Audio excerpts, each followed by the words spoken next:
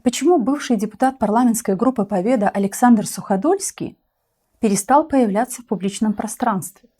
После выборов Суходольский утих, а затем и потихоньку, кажется, вовсе исчез. Но сложно поверить, что человек, правдиво ведущий за собой людей на митинги, вдохновляющий людей на протесты, может исчезнуть вот так. Но согласитесь, серьезный политик, уважающий людей, которые за него проголосовали в разное время, но не может так себя вести.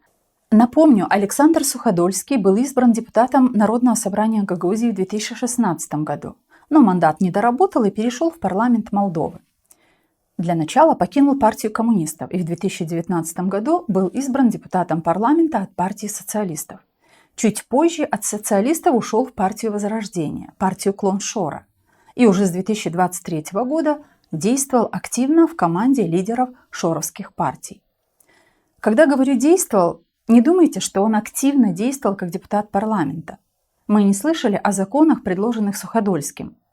И вообще, когда человек, за которого голосовали жители автономии, за 3 года поменял 3 партии и за 8 лет депутатской деятельности в Народном собрании и парламенте Молдовы не проявлял активности, я хочу спросить вас, вот вы и дальше будете голосовать за таких кандидатов?